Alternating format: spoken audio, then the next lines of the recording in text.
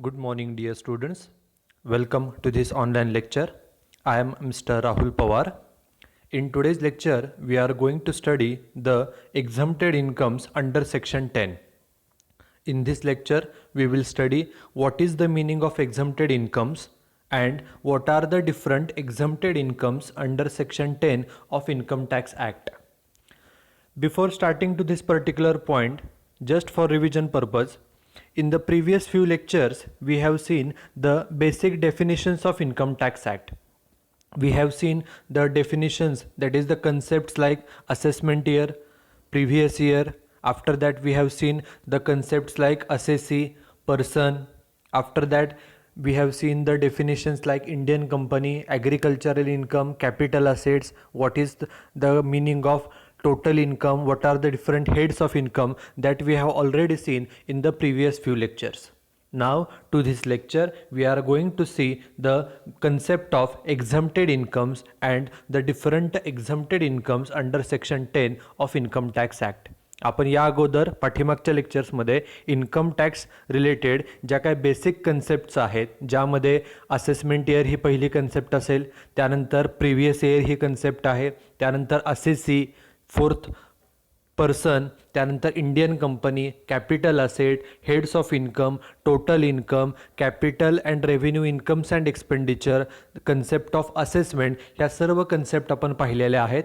या लेक्चरमध्ये आपण एक्झम्प्टेड इन्कम्स म्हणजे काय आणि इन्कम टॅक्स ॲक्टचा जो सेक्शन 10 आहे त्यामध्ये एक्झम्प्टेड इन्कम कोणकोणते दिलेले आहेत हे आपण या लेक्चरमध्ये पाहणार आहोत. So let start with the lecture. First we will start with the concept of exempted income, means we will see what is the meaning of exempted income. सगळ्यात पहिल्यांदा आपण exempted incomes म्हणजे काय हे आपण पाहणार आहोत.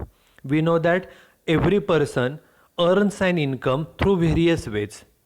There are various ways, there are various sources by which a person can earn an income. एखाद्या व्यक्तीला इन्कम मिळवण्यासाठी वेगवेगळे मार्ग असतात. Some people earns income by doing a job in the form of a salary. काही लोक job करून सॅलरीद्वारे income मिळवतात. Some people earns income through wages. काही जण मजुरीच्या स्वरूपामध्ये इन्कम मिळवतात. Some people earns income by doing any business. काही लोक बिझनेस करून इन्कम मिळवतात.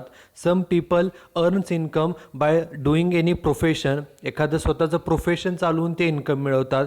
Some people earns income by doing agricultural work. काही शेतीची कामं करून सुद्धा इन्कम मिळवत असतात. Some people earns income in the form of interest, dividend by making an investment. काही गुंतवणूक करून, फॉर एक्झाम्पल बँकेमध्ये FD करून, फिक्स डिपॉझिट करून ते इंटरेस्टच्या स्वरूपामध्ये, डिव्हिडंडच्या स्वरूपामध्ये इन्कम मिळवतात. So in short there are various ways, there are various sources for earning an income. एखाद्या व्यक्तीला इन्कम मिळवण्यासाठी वेगवेगळे मार्ग हे उपलब्ध असतात. वेगवेगळ्या मार्गांनी एखादा व्यक्ती हा इन्कम मिळवत असतो.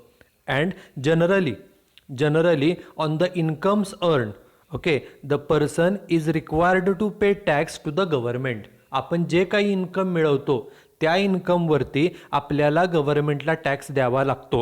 In India there is a system that if the annual income is more than ₹2,50,000, जर एखाद्या व्यक्तीचं वार्षिक उत्पन्न 2.5 लाखापेक्षा जास्त असेल, then he is required to pay the tax to the government. तर त्या व्यक्तीला गव्हर्नमेंटला टॅक्स हा द्यावा लागतो. Okay, on every income, okay, on the majority of the incomes the concerned person is required to pay tax to the government. ज्या व्यक्तीला income मिळालेलं आहे त्या व्यक्तीनं स्वतःच्या इन्कमवरती गव्हर्नमेंटला टॅक्स द्यायचा असतो. Take example of your parents may be earning an income by doing a job or by doing any business or by running any profession or by doing agricultural activity. तुमच्या पेरेंट्सचं जर तुम्ही उदाहरण घेतलं, तुमच्यापैकी काही जणांचे पेरेंट्स हे जॉब करून सॅलरीच्याद्वारे इन्कम मिळवत असतील. काही जणांचे पेरेंट्स हे बिझनेस करून पैसे मिळवत असतील. काही जणांचे पेरेंट्स एखादं प्रोफेशन चालवून पैसे मिळवत असतील. काही जणांचे पेरेंट्स शेती करून पैसे मिळवत असतील. Okay, on the income earn, okay, the concerned person who has received the income, who has earned the income, he is required to pay tax to the government. त्या व्यक्तीनं त्याला जे काही इन्कम मिळालेलं आहे त्या इन्कमवरती त्यानं गव्हर्नमेंटला टॅक्स हा पे करायचा असतो. Okay, and generally the tax is payable on all the incomes received by the person. आपल्याला जे काही इन्कम मिळतात त्यापैकी मेजॉरिटी इन्कम्स असे असतात की त्या इन्कमवरती आपल्याला गव्हर्नमेंटला टॅक्स हा द्यावाच लागतो. But there are certain incomes, असे काही इन्कम्स आहेत, there are certain incomes on which a person is not required to pay tax to the government, and such incomes are called as a exempted incomes. So this is the simple meaning of exempted income. What is exempted income? Exempted income म्हणजे काय तर exempted incomes means those incomes, असे incomes, those incomes on which a person is not required to pay tax to the government.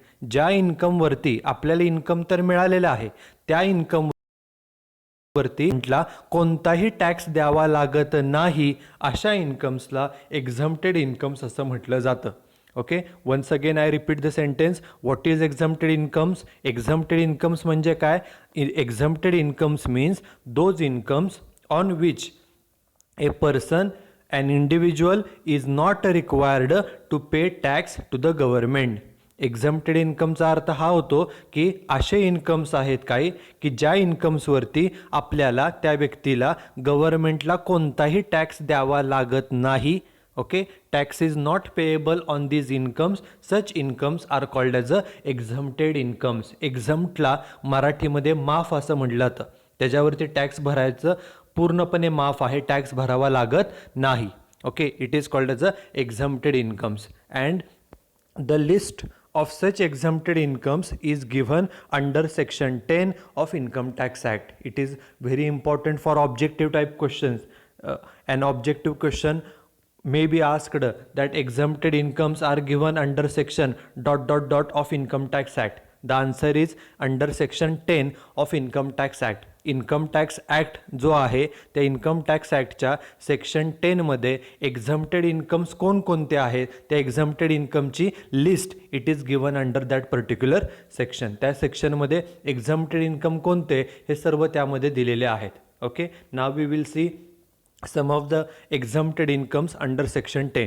ह्या section 10मध्ये कोणकोणते incomes exempted आहेत ते आपण आता पाहणार आहोत. Okay, the first and most important exempted income is agricultural income obtained from a land situated in India. The last word is very important. The land should be situated in India. Okay, first this is the first exempted income. Okay, भारतामध्ये हे पहिले exempted income आहे. We know that India is an agrarian economy. Okay, Bharat हा कृषी प्रधान देश आहे. And still today also near about more than 60% of the population of our country is depend upon the agricultural sector for their food. आज देखील आपली जे काही देशाची लोकसंख्या आहे त्यापैकी 60% जास्त लोकसंख्या ही अजूनही शेती ह्या व्यवसायावरतीच डिपेंड आहे. Okay, and we know that the overall health of the agricultural sector is not that good. Overall जर आपण अभ्यास केला तर शेती हे जे काही क्षेत्र आहे त्या शेती ह्या क्षेत्राची अवस्था काय खूप चांगली आहे अशातला भाग नाही आहे. Okay, majority of the farmers are committing suicide due to less production, due to less prices etcetera etcetera. भारतामध्ये अजून देखील कित्येक शेतकरी हे कमी उत्पन्न किंवा कमी उत्पादन ह्या वेगवेगळ्या कारणामुळं ओके आत्महत्या करत आहेत. Overall the health of the agriculture sector is not that good. Overall जर आपण विचार केला तर शेती ही जे काय क्षेत्र आहे त्याची जी काय आर्थिक अवस्था आहे ती काही एवढी चांगली नाही आहे. त्यामुळं therefore in India it is specifically this particular rule is made that any agricultural income obtained is exempted income. What it means? It means that if any farmer earns certain agricultural income, then he is not required to pay tax to the government on that particular agricultural income. एखाद्या शेतकऱ्याने शेती करून जे काही income मिळवलं असेल शेती करून मिळवलेले इन्कम, त्या इन्कमवरती त्याला गव्हर्नमेंटला टॅक्स द्यावा लागत नाही आणि म्हणूनच त्या शेतीच्या उत्पन्नाला ॲग्रिकल्चरल इन्कमला एक्झम्प्टेड इन्कम असं म्हटलं जातं. So first exempted income in India is agricultural income obtained from a land situated in India. The condition is very important. Okay, the land from which agricultural income is obtained should be in India. ज्या जमिनीतून आपण शेती करून उत्पन्न मिळवलेले आहे ती शेत जमीन, ती जी जमीन आहे, जागा आहे, ती जमीन ही भारतामध्ये असणं गरजेचं आहे. जर ती जमीन भारतामध्ये असेल तर त्यातून मिळवलेलं जे काही शेतीच्याद्वारे मिळवलेलं उत्पन्न आहे ते एक्झम्प्टेड इन्कम आहे, त्यावरती कोणताही टॅक्स द्यावा लागत नाही. So this is the first exempted income, that is agricultural income obtained from a land situated in India. This is first. Then the second exempted income in India is dividend received from an Indian company. We have already studied the concept of Indian company. Indian company म्हणजे काय हे आपण अगोदरच पाहिलेलं आहे. What is Indian company? Indian company means a company which is formed as per the existing Companies Act in India and having its head office in India. Indian company म्हणजे काय तर ज्या कंपनीची स्थापना भारतामधील कंपनी कायदा, मग तो 2013चा कायदा असेल, कंपनी ॲक्ट 1956 असेल किंवा अगोदरचा कोणताही असेल, भारतातील कंपनी कायद्याप्रमाणे कंपनीची स्थापना झाली असेल आणि त्या कंपनीचं हेड ऑफिस हे जर भारतात असेल then that particular company is called as a Indian company.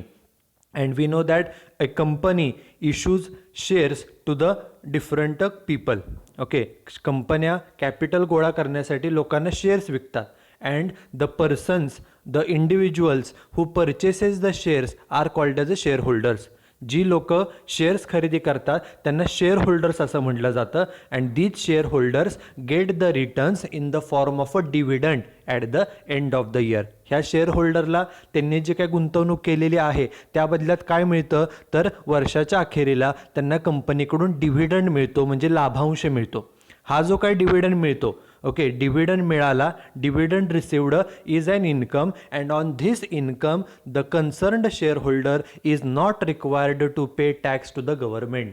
हा जो काही डिव्हिडंड त्या शेअर होल्डरला मिळतो त्या डिव्हिडंडवरती, त्या लाभांशावरती त्या शेअर होल्डरनं गव्हर्नमेंटला कोणताही टॅक्स द्यायचा नसतो. म्हणजे डिव्हिडंड मिळाला हे इन्कम आहे पण त्या इन्कमवरती टॅक्स द्यावा लागत नाही, म्हणून त्याला it is called as a exempted income. म्हणूनच त्याला एक्झम्प्टेड इन्कम असं म्हटलं जातं. So the second exempted income in India is dividend received from an Indian company. This is most important. Okay, dividend should be received from Indian company then it is exempt. जर तो dividend Indian कंपनीकडून मिळाला असेल तरच तो income जे आहे ते एक्झम्प्टेड इन्कम असं ट्रीट केलं जातं. This is second. Third exempted income is share of profit received by the partners from partnership firm. Okay, partnership फर्मकडून जो काय प्रॉफिटचा हिस्सा मिळतो, शेअर मिळतो पार्टनर्सला. Take simple example, in the 12th standard you studied the final accounts of partnership firm. तुम्ही 12वीमध्ये असताना पार्टनरशिपचं फायनल अकाउंट पाहिलेलं आहे. Suppose the net profit comes to ₹1,00,000. एखाद्या पार्टनरशिपचं समजा नेट प्रॉफिट असेल ₹1,00,000 and suppose there are 2 partners, 2च पार्टनर्स आहेत ए आणि B and their profit sharing ratio is equal. त्यांचा प्रॉफिट शेअरिंग रेशो समजा इक्वल असेल तर आपण काय करतो, जो नेट प्रॉफिट आहे, the net profit of ₹1,00,000 is divided among A and B equally. आपण तो दोघांमध्ये इक्वली वाटतो. सो ए आणि बी दोघांना 50,000 आणि 50,000 असे दोघांना आपण डिस्ट्रीब्यूट करतो. Okay, this is what we have studied in the 12th standard. But in actual practice, ॲक्च्युअलमध्ये असं केलं जात नाही. ॲक्च्युअलमध्ये काय केलं जातं, whatever is the net profit of the partnership firm, जो काय पार्टनरशिप फर्मला प्रॉफिट झालेला आहे, फॉर एक्झाम्पल ₹1,00,000, तर firstly the partnership firm has to pay tax on this profit to the government. पहिल्यांदा हा जो काय नेट प्रॉफिट 1,00,000 झालेला आहे त्यावरती गव्हर्नमेंटला टॅक्स द्यावा लागतो नेट प्रॉफिटवरती. Suppose tax rate is 20%. समजा टॅक्सचा दर हा 20% असेल तर आपला नेट प्रॉफिट किती आहे, ₹1,00,000. 1,00,000च्या 20% म्हणजे ₹20,000 हा टॅक्स द्यावा लागेल. आपला नेट प्रॉफिट होता 1,00,000. 1,00,000मधून 20,000 टॅक्स पेड केला 1,00,000तून 20,000 गेले म्हणजे राहिला किती प्रॉफिट टॅक्स पेड करून, तर 80,000 प्रॉफिट शिल्लक राहिला.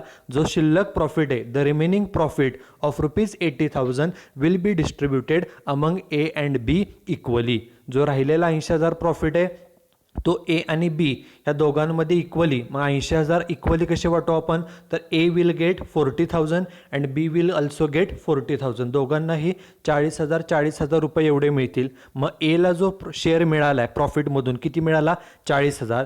बीला जो काही शेअर मिळाला किती रुपये मिळाला, 40,000. On this share of ₹40,000, the A and B they are not required to pay tax to the government. Okay, एला आणि बीला म्हणजे पार्टनरशिप फर्मचे जे कोण पार्टनर्स आहेत त्या पार्टनर्सला जो काय प्रॉफिटमधला हिस्सा मिळाला आहे, एला मिळाला 40,000 म्हणजे एचं इन्कम झालं 40,000.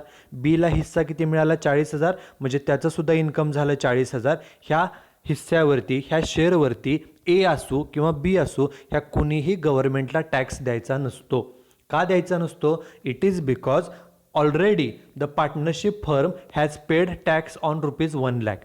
अगोदरच आपल्या पार्टनरशिप फर्मनं 1,00,000 जो प्रॉफिट होता ना पार्टनरशिप फर्मचा, 1,00,000 नेट प्रॉफिट होता, त्या 1,00,000वर ऑलरेडी 20% टॅक्स अगोदरच 20,000 पेड केलेला आहे. 1,00,000चे 20% म्हणजे 20,000 अगोदरच पेड केलेला आहे आणि तो टॅक्स 1,00,000वर पेड केला आहे. आणि एला आणि बीला जे काय पैसे मिळाले, एला मिळाले 40,000 आणि बीला पण मिळाले किती, 40,000. हे जे 40,000 रुपये मिळाले ते त्या 1,00,000मधूनच आहेत. आणि already our partnership firm has paid tax on ₹1,00,000. Partnership फर्मनं अगोदरच 1,00,000 रुपये टॅक्सचे पेड केले असल्यामुळं 1,00,000वर टॅक्स पेड केला गेला असल्यामुळे आता जे काय एला 40,000 मिळतील, बीला 40,000 मिळतील, त्याच्यावर त्यांनी कोणताही टॅक्स द्यायचा नसतो. मग एला इन्कम मिळालं 40,000, बीला इन्कम मिळालं 40,000. ह्या इन्कमवरती त्यांनी कोणताच टॅक्स द्यायचा नाही आहे. So it is called as a exempted income. This is third exempted income in India.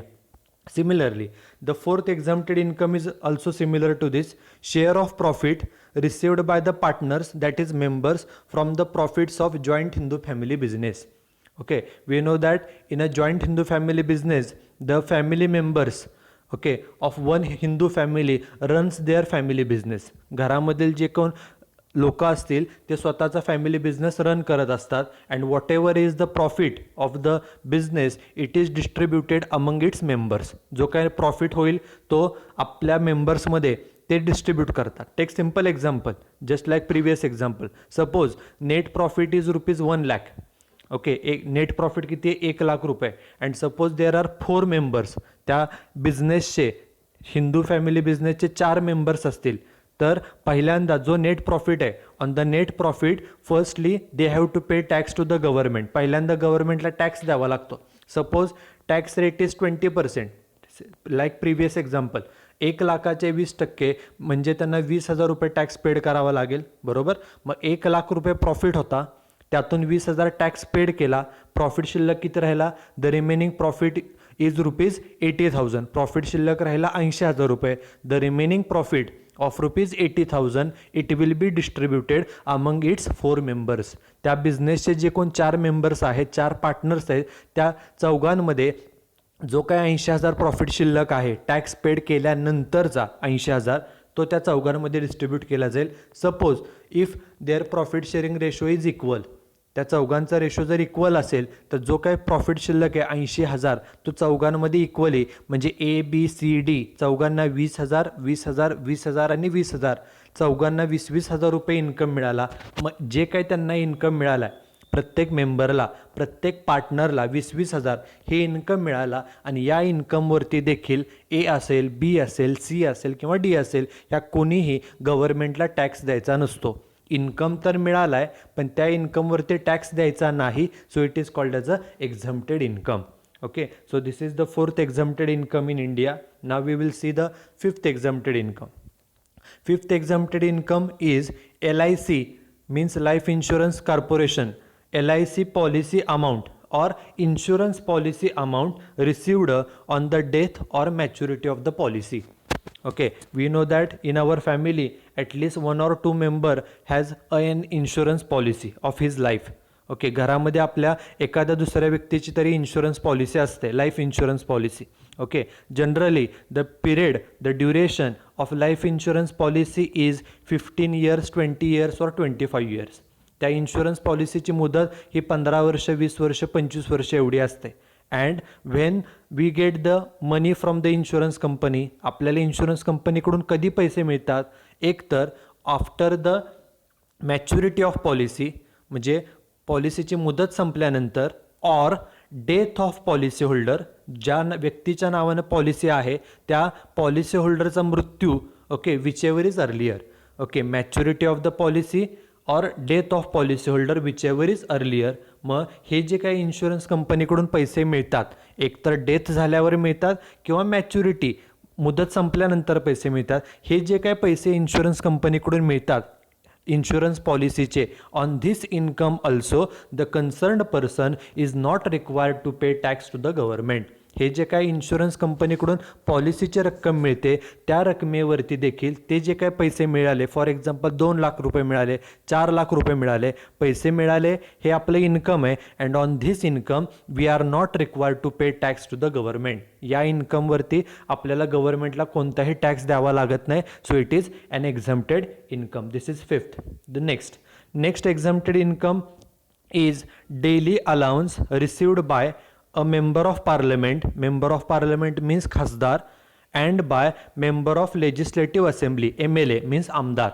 Okay, we know that for every taluka there is amdar, and for every district there is a khasdar, that is MP, member of parliament. Okay, and when the parliamentary session is going on, ज्या वेळेला लोकसभा राज्यसभेचं session चालू असेल किंवा विधानसभाचं session चालू असतं, त्यावेळेला all the MLAs and all the MPs are required to attend that particular session. त्यावेळेला जे आमदार असतील त्यांना विधानसभेमध्ये जावं लागतं, जे खासदार असतील त्यांना लोकसभा राज्यसभेमध्ये तिथं जाऊन हजर राहावं लागतं. Okay, for attending the session.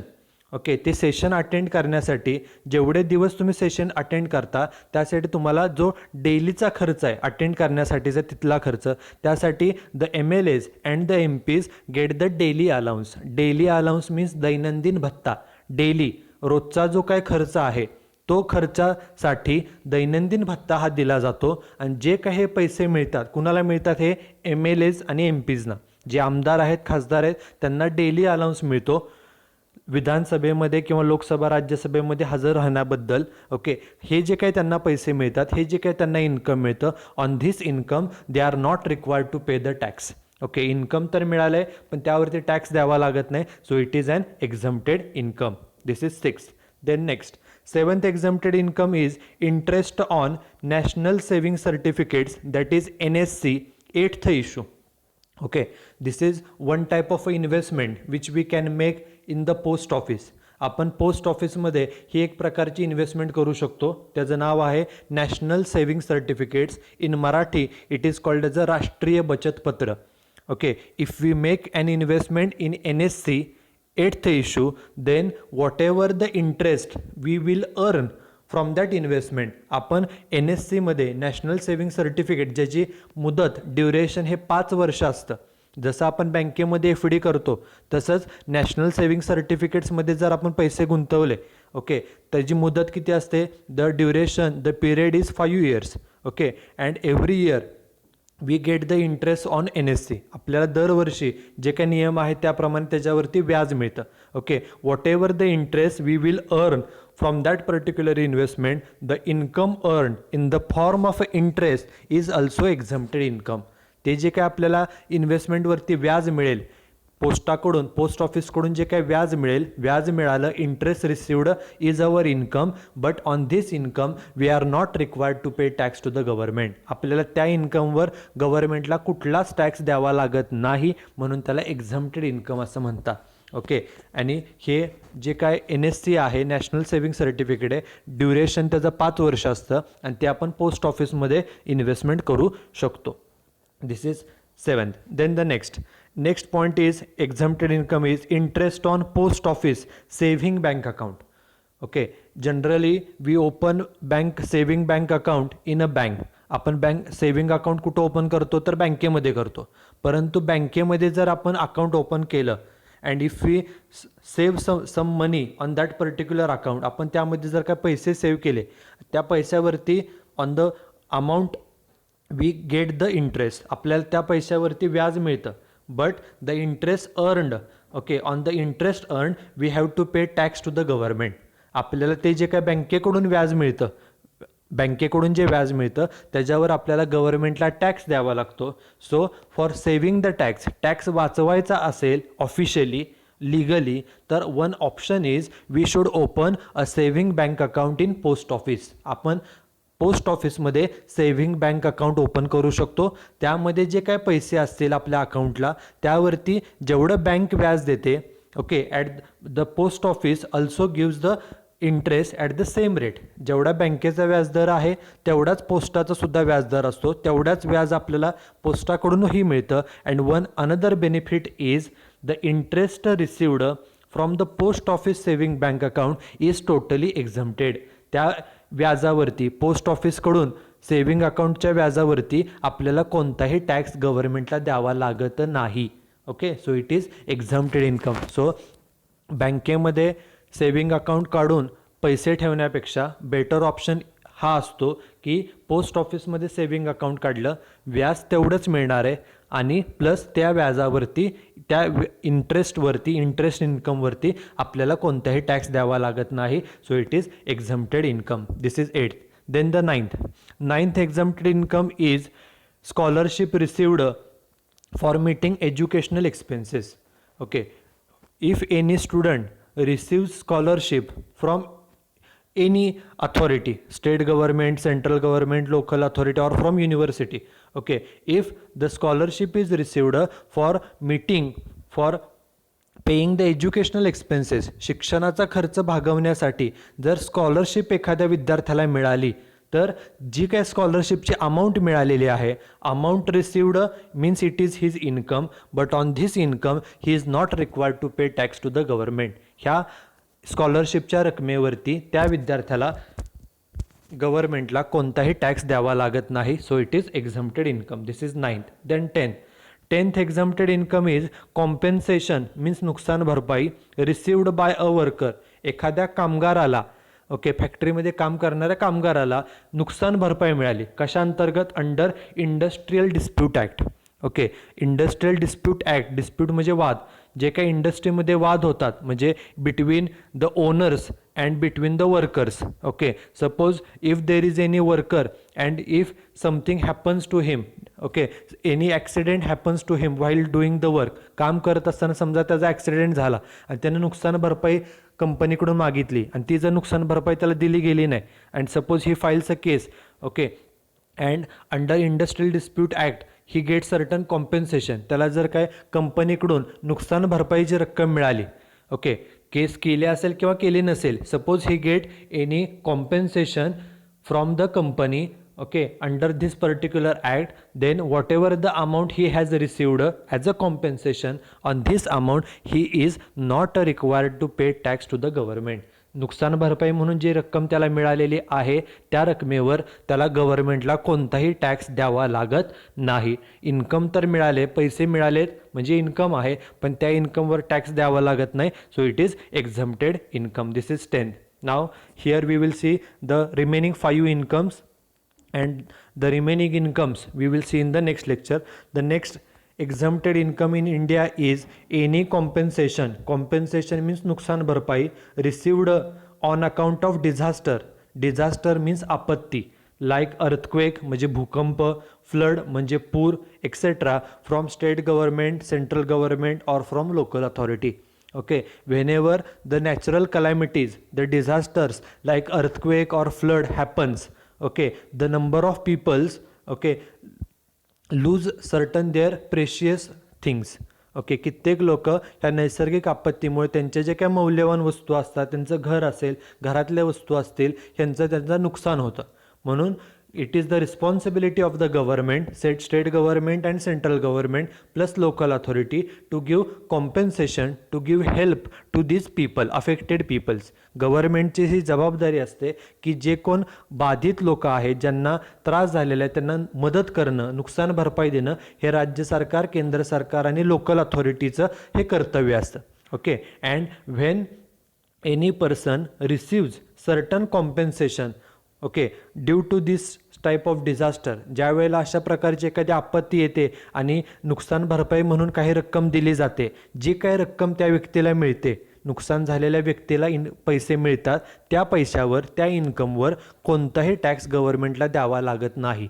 Okay, on the money received as a compensation, नुकसान भरपाई म्हणून जी काय रक्कम तुम्हाला मिळाली असेल, त्या व्यक्तीला मिळाली असेल, त्या रकमेवर कोणताही टॅक्स हा द्यावा लागत नाही. So it is exempted income. Then next, the 12th exempted income is interest on post office cash certificates. Duration is mentioned here 5 years. Okay, हे सुद्धा नावामध्ये सांगितलं आहे, पोस्ट ऑफिसमध्ये कॅश सर्टिफिकेट्स असतात.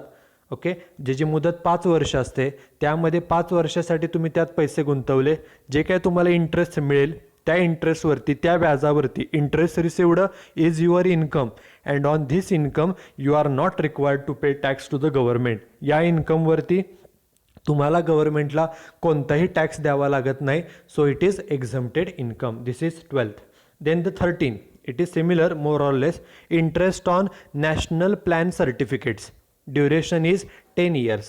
Okay, if you make investment in the post office under national plan certificates, okay, राष्ट्रीय योजना पत्र, it is called as in Marathi, राष्ट्रीय योजना पत्र, and duration is 10 years. Then if you make investment in these certificates for a period of 10 years, then whatever the interest you will earn from this investment, it is totally exempted on the interest received. Okay, you are not required to pay tax to the government.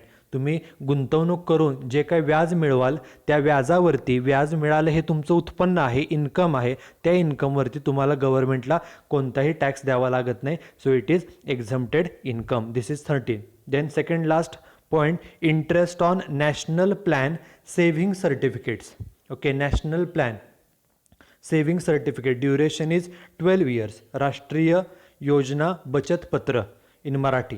Okay, राष्ट्रीय योजना बचत पत्र, the duration is 12 years. Okay, if you make investment in post office under this plan for a period of 12 years, then the interest that you are going to receive for 12 years, 12 वर्ष तुम्हाला जे काही व्याज मिळणार आहे, व्याज मिळालं हे तुमचं इन्कम आहे आणि या इन्कमवरती देखील तुम्हाला गव्हर्नमेंटला कोणताही टॅक्स द्यावा लागत नाही. टॅक्स द्यावा लागत नाही. So it is exempted income. Then the next exempted income in India is interest on post office national saving certificates.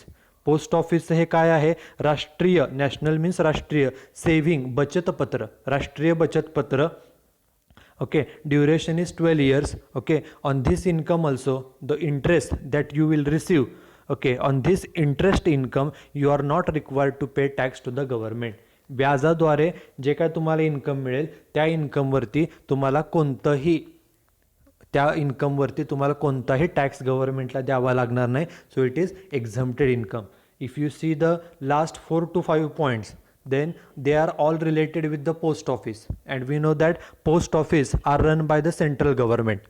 Okay, and the interest received is exempted. It is because it is one type of incentive given to the people to make investment in the post office. जास्तीत जास्त लोकांनी post ऑफिसमध्ये गुंतवणूक करावी म्हणून हे इंटरेस्टचं income एक्झम्प्ट केलेलं आहे. कारण की लोकांना काहीतरी प्रलोभन दिल्याशिवाय लोकांना अट्रॅक्ट करता येत नाही. जास्तीत जास्त लोकांनी पोस्ट ऑफिसमध्ये गुंतवणूक करावी, जास्तीत जास्त पैसे पोस्टाला मिळावे, म्हणजेच सेंट्रल गव्हर्नमेंटला मिळावे, यासाठी हे काही इन्सेंटिव्ज म्हणजे प्रलोभन दिल्यासारखं आहे की तुम्ही पोस्ट ऑफिसमध्ये पैसे गुंतवा, तुम्हाला व्याज मिळेल आणि त्या व्याजावरती तुम्हाला कोणताही टॅक्स भरावा लागणार नाही. Okay, plus there are also other things. Okay, like LIC policy amount received. We know that LIC is also run by the central government. Okay, it comes under central government. It is a public company. So all these options are given so as to attract more and more people to make investment in the post offices, in banks or in LIC, so that the government will get more money from the people, okay, for spending for the common people. So these are the different exempted incomes under section 10 of Income Tax Act.